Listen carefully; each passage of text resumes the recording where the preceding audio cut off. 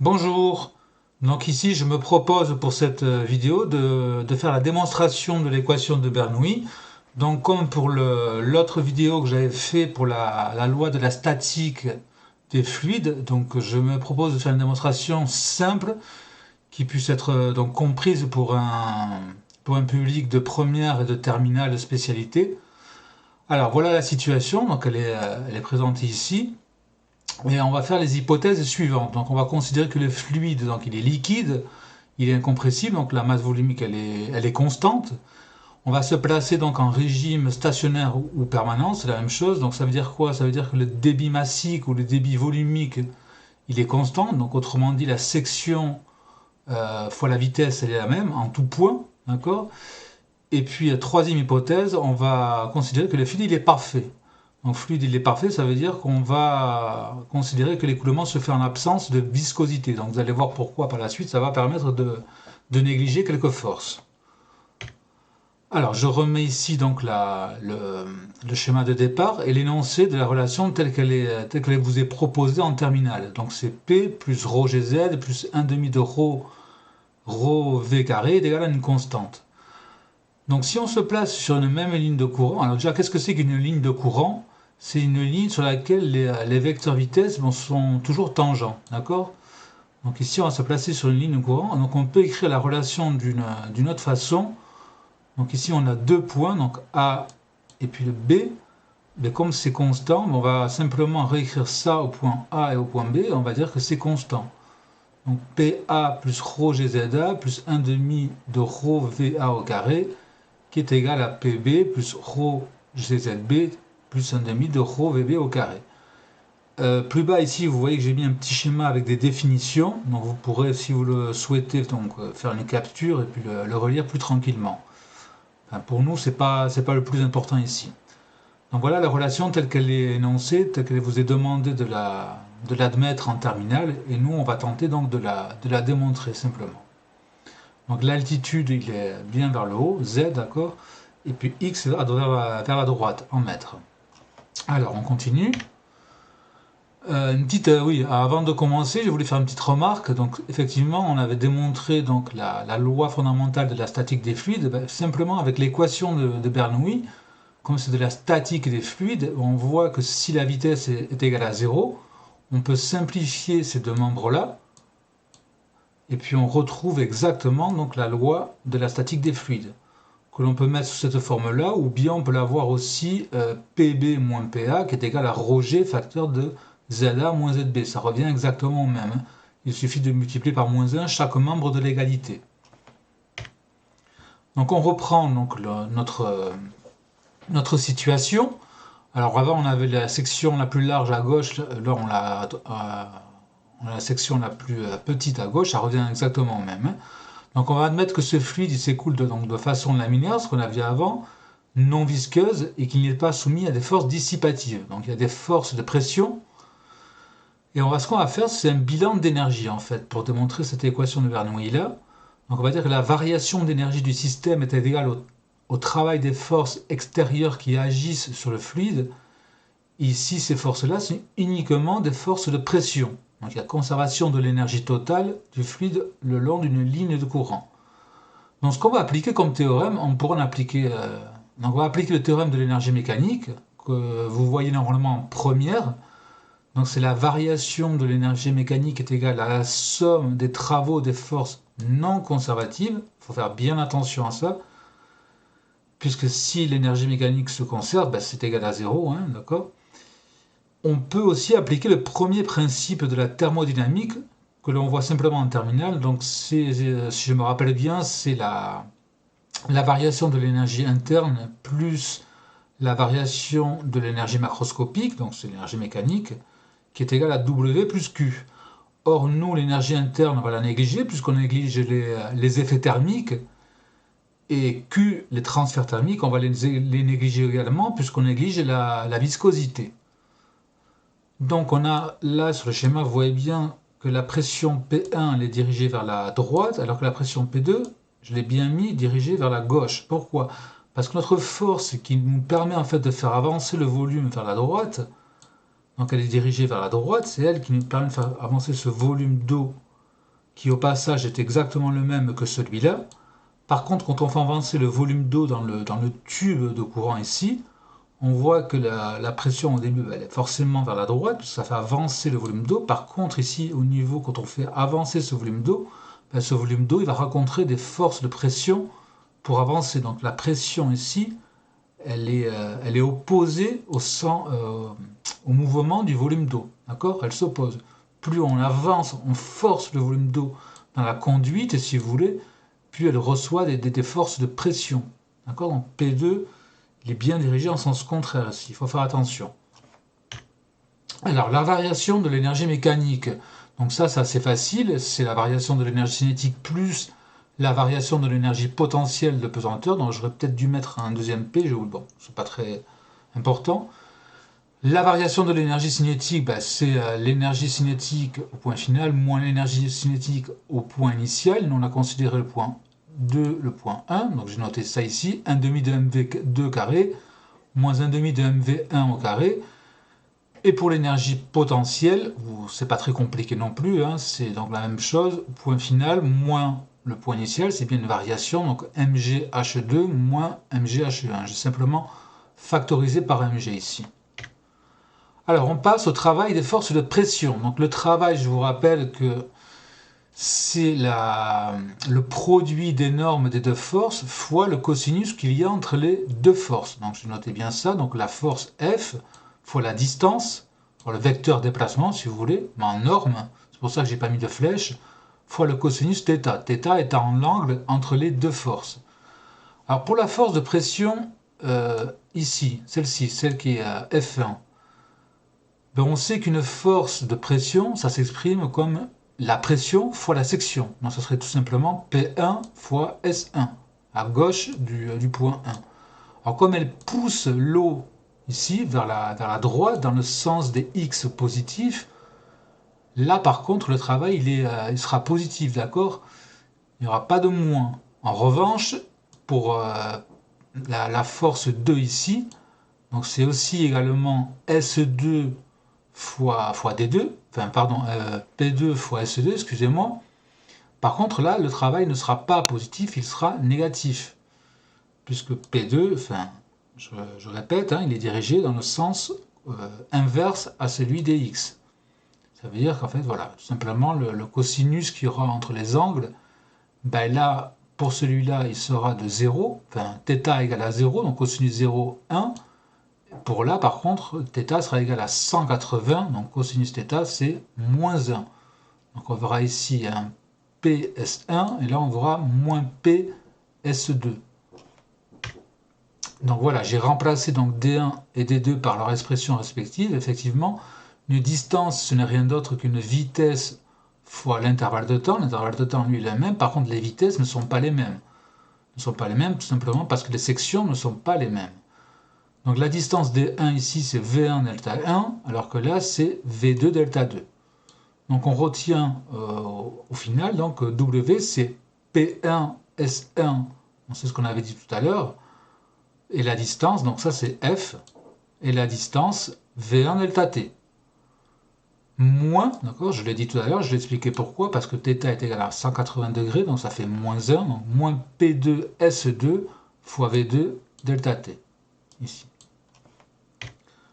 Alors maintenant, on va égaliser les deux expressions que l'on avait tout à l'heure, d'accord, parce qu'on avait dit que c'était la variation de l'énergie mécanique qui se trouve ici à gauche, là, qui était égale à la somme des travaux des forces non conservatives, qui se trouve ici à droite. Donc 1 demi de mv2 carré moins 1 demi de mv1 carré plus mg facteur de h2 moins h1, qui est égal donc à P1 S1 V1 delta T moins P2 S2 V2 delta T. Et on va voir comment on peut réarranger cette expression-là. Alors premièrement, on a dit que le fluide était incompressible en régime permanent. Donc ça veut dire quoi? Que le débit volumique ou le débit massique est le même. Donc on a une masse qui est la même. C'est-à-dire que la masse d'eau qui est là est exactement la même que celle qui est là. Or la masse, on sait que c'est ρ fois V. Ρ, on connaît, c'est le même. Hein. On a dit que le fluide était incompressible. Donc c'est ρ, c'est le même pour tout le monde. Le volume ici, comment on peut le calculer? Donc, tout simplement, c'est la distance fois la section. Donc ça serait S1 fois V1 delta T. De la même façon ici, le volume ici, donc ça serait donc ρ fois V, pareil. Et le volume, ça serait donc S2 fois V2 delta T. D'accord? Donc on a ρ S1 V1 delta T qui est égal à ρ S2 V2 delta T. Ça va bien nous aider, puisqu'ici, nous, dans notre expression, on a S1 V1 delta T et S2 V2 delta T. Donc on va pouvoir remplacer ces deux expressions-là par, tout simplement, par M. D'accord? Donc si on fait passer le ρ de l'autre côté de l'égalité, on se retrouve avec S1 V1 delta T qui est égal à S2 V2 delta T. Et c'est ce qu'on va faire ici. Donc on reprend, donc on a 1 demi de mv2 carré moins 1 demi de mv1 carré plus mg facteur de h2 moins h1. Et là on va remplacer donc le S1 V1 delta T par m sur ρ, pardon, moins, pareil, on va remplacer S2 V2 delta T par m sur ρ, moins P2 m sur ρ. Et là automatiquement on voit qu'il y a du m, donc la masse, dans tous les membres de l'équation, donc on va simplifier par la masse. C'est pour ça que j'ai mis un petit trait bleu ici partout, hein, d'accord? On simplifie par la masse. Qu'est-ce qu'on obtient? On obtient ça. Voilà ce qu'on obtient. Qu'est-ce qu'on va faire? Alors on va déjà, on va développer. Ici j'avais factorisé, bon j'aurais peut-être pas dû, hein, mais on va développer. Et ensuite on va réarranger les termes. C'est-à-dire on va mettre les termes en 2 d'un côté de l'égalité et tous ceux qui sont en 1 de l'autre côté de l'égalité. Donc on obtient P2 sur ρ plus 1 demi de V2 carré plus GH2 qui est égal à P1 sur ρ plus 1 demi de V1 carré plus GH1. Alors pour ce ρ là qui nous embête un petit peu, on va tout simplement multiplier par ρ tous les termes de l'égalité et on va de nouveau ensuite réarranger les termes, c'est-à-dire qu'on va mettre tous les termes en 1 à gauche et les termes en 2 à droite. Parce qu'en général, c'est comme ça qu'on va lire l'équation. Et on obtient finalement donc l'équation de Bernoulli, donc P1 plus ρgz1 plus 1 demi de ρv1 carré, qui est égal à P2 plus ρgz2 plus 1 demi de ρv2 carré. Donc on a finalement obtenu l'équation qu'on avait énoncée préalablement. Ok? Donc comme c'est un bilan d'énergie, il faut que chaque terme corresponde à des énergies, enfin entre guillemets. On va l'expliquer maintenant, on va spécifier un petit peu chaque terme que l'on trouve ici. On va voir qu'est-ce que c'est. Alors, chaque terme, ce n'est pas des énergies proprement dites, mais c'est des densités d'énergie. Densité d'énergie, c'est quoi en fait? C'est simplement des énergies par unité de volume. Hein. Autrement dit, c'est des joules par mètre cube. Si vous faites une analyse dimensionnelle, donc je ne l'ai pas faite, je ne l'ai pas écrite, je l'ai faite, mais je ne l'ai pas écrite. Donc par contre, ça serait un bon exercice pour vous que vous la fassiez. Vous allez trouver en fait des joules par mètre cube, mais des kilogrammes mètre moins 1, seconde moins 2. Pour tous les termes. D'accord? Ça, c'est donc équivalent, même pour la pression. Hein, d'accord? Elle a aussi l'unité d'une densité d'énergie. Vous savez que la pression, c'est des pascals. Alors si je peux le faire rapidement, sans trop vous donner de... Donc la pression, on sait que c'est... Alors désolé, je n'ai pas le stylet là, que c'est une force divisée par une surface. La force, on sait qu'elle est en newton, et la surface, elle est en mètres carrés. Alors pour retrouver les kilogrammes mètre moins 1 seconde moins 2, il va falloir transformer les newtons avec le principe fondamental de la dynamique. Ça, vous savez que c'est, quand la somme des forces est égale à ma, ça revient à dire que c'est des kilogrammes. Donc kilogramme, c'est pour la masse. ma, donc a, c'est une accélération, donc c'est des mètres seconde moins 2. D'accord? Donc si vous faites ça, vous allez retrouver que c'est des kilogrammes fois des mètres moins 1 fois des secondes moins 2. Et ça, vous pouvez le faire pour chacun des membres. De toute façon, quand on voit ρgz, on sait que mgz, c'est bien l'énergie. Or, ρ, c'est bien m sur v. Donc on a bien du mgz divisé par v. Donc là, on voit bien directement que c'est bien une énergie, mgz, divisé par un volume. D'accord? Donc le pascal, c'est effectivement une unité d'une densité d'énergie. Donc on appelle la densité d'énergie potentielle pour ce terme-là, et densité d'énergie cinétique. On peut les appeler aussi de cette façon-là. P, c'est la pression statique. Rho Gz, on dit que c'est la pression de pesanteur. Et 1,5 de rho V carré, on dit que c'est la pression cinétique, due à la vitesse. Celui-là, c'est dû à la pesanteur. Et celui-là, c'est statique. Donc voilà, donc je vais vous proposer maintenant simplement, je ne vais pas non plus vous proposer des dizaines de conséquences, mais une qui me paraît vraiment importante, c'est l'effet Venturi, parce qu'elle est vraiment étudiée en terminale. Donc l'effet Venturi, c'est quoi? Donc on a toujours un tube de courant dans lequel passe un fluide incompressible, et on voit par contre que la ligne de courant ici, elle se situe toujours à la même altitude. Donc on a une section ici S1, on voit qu'elle est bien supérieure à la section S2. Donc j'ai noté V1 et P1 pour le point 1 ici, et V2 et P2 pour le point 2 ici. Donc point A, point B, excusez-moi. Donc on est bien sur la même ligne de courant, je répète. Donc on a ZA qui est égal à Z2B. Donc si on prend l'équation de Bernoulli, on peut simplifier ces deux termes-là, puisque les Z ici sont égaux. Celui-là et celui-là sont bien égaux. Donc on retrouve P1 plus 1,5 de rho V1 au carré qui est égal à P2 plus 1,5 de rho V2 carré. Ok, donc ça c'est l'effet Venturi. Donc on a dit que S1 était supérieur à S2. Donc qu'est-ce qu'on va faire? On va remplacer du fait que l'on sait que le fluide est incompressible. Donc ça veut dire quoi? Que le débit volumique, pardon, il est constant. Le débit volumique, on l'exprime comme la section fois le volume. Donc on a S1 V1 qui est égal à S2 V2. De là, on peut sortir la vitesse en 2, V2. V2, ce n'est rien d'autre que S1 sur S2 fois V1. Or, la section en 1 est plus grande que la section en 2. Donc S1 divisé par S2 est supérieur à 1. Donc si je multiplie V1 par quelque chose qui est supérieur à 1, ben, je vais obtenir quelque chose qui est supérieur à V1. Donc j'obtiens V2 supérieur à V1. Autrement dit, lorsque la section est supérieure, la section 1 ici est supérieure à la section 2, ben ça veut dire que V2, la vitesse du fluide ici en sortie, elle est supérieure à la vitesse du fluide en entrée. Ok? Donc ça, c'est la première chose que l'on obtient. Deuxième chose que l'on obtient, si on remplace V2, donc le V2 que j'ai ici, on va le remplacer dans l'expression que j'ai ici. Là. On va remplacer V2 par tout ça. Là. Alors qu'est-ce qu'on obtient? On obtient P2 qui est égal à P1 plus 1,5 de rho V1 au carré, moins 1,5 de rho, et là, tout ça c'est V2. S1 sur S2, V1, le tout au carré. Alors je peux factoriser par V1 au carré, donc ça c'est la même chose, P2 est égal à P1 plus 1,5 de rho V1 au carré, facteur de 1 moins S1 sur S2 au carré.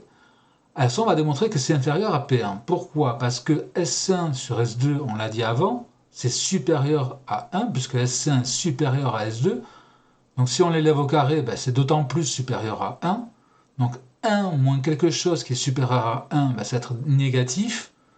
Donc quelque chose de négatif multiplié par 1,5 de rho V1 au carré, qui est positif, ben, ça va nous donner quelque chose de négatif. Vous savez que le plus fois moins, ça donne négatif.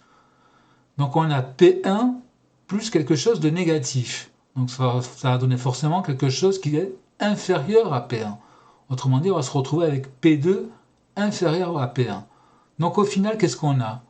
On a la section ici en S1 qui est plus grande que celle en S2. Donc la section diminue. On a vu que lorsque la section diminue, on voit que la vitesse augmente. Par contre, la pression, elle diminue, ça crée une dépression ici. D'accord? Et ça, c'est important pour plusieurs dispositifs, notamment un que vous utilisez beaucoup en TP de chimie, c'est la trompe à eau. Lorsqu'on veut faire une filtration sous vide, on utilise un filtre Buchner que l'on pose sur une fiole à vide et on fait le vide grâce à la trompe à eau. Donc la trompe à eau, c'est simplement en fait c'est un conduit d'eau, si vous voulez. Attendez, excusez-moi, j'ai pris le mauvais stylo. Je vais prendre le beau ici. C'est un conduit d'eau, en fait, qui se rétrécit. Bon, j'exagère un petit peu, bien évidemment, hein, qui se rétrécit. Donc, l'eau passe là. Et là, donc la vitesse ici donc ma vitesse ici d'eau, elle est beaucoup plus forte. Et qu'est-ce qu'on fait nous? On va créer, ici on va mettre un petit tuyau, et ça va permettre donc la pression en ce point-là, je vais mettre une couleur pour que ce soit plus joli, la pression ici, là, elle est plus faible, on l'a dit, d'accord? Ça crée une dépression. Autrement dit, ça va aspirer l'air. Ça va aspirer l'air, et tout ça, là, tout ça, on l'a relié donc à une fiole à vide, d'accord? À un récipient. Voilà. Voilà, bon, un récipient, je vais pas. Voilà. Pour faire donc on a, voilà, d'accord. Donc on met un filtre et comme ça crée le vide, bon, on peut accélérer le filtrage si vous voulez. Autre application, la vaporisation. Bon, mon schéma n'est pas très joli, pas très clair effectivement. La vaporisation de la peinture en sortie du spray. Quand vous achetez pour faire, je sais pas, par exemple des graffitis ou peindre simplement, je sais pas, un vélo ou n'importe quoi, on a des pots de peinture, on doit les agiter et quand la peinture sort, elle sort sous forme de gaz en fait. Alors pourquoi? Il y a un changement d'état qui se fait, effectivement, la conduite par où sort la peinture est beaucoup plus petite, la section est rétrécie, donc la vitesse par où sort la peinture est accélérée, donc la vitesse elle est beaucoup plus grande, et la pression diminue énormément. Donc ça crée une dépression, et quand on diminue la pression, ça fait changer, donc la peinture dans le pot est à l'état liquide, et quand elle sort, comme sa pression est diminuée, elle change d'état et elle passe à l'état de gazeux. Donc c'est beaucoup plus simple, ça uniformise, la peinture est beaucoup plus uniforme. Et enfin, dernière application que j'ai mise, c'est le tube de Pitot. Donc je ne sais pas si vous le connaissez ou pas. C'est un dispositif qui est très simple, qu'on place sur des ailes d'avion. Donc grâce à une différence de pression, on peut mesurer la vitesse du fluide en sortie. Ben là, on peut le voir déjà, par exemple, on a, grâce à cette relation-là, par une simple différence de pression, là, alors si j'avais mis, là, bon là c'est pas très clair, mais si j'avais mis que V2, qui est la vitesse du fluide en sortie, au lieu d'avoir mis V1, mais V2, on voit que par une simple mesure de pression, d'accord, j'ai directement accès à la vitesse du fluide. Voilà, ça s'appelle le tube de Pitot.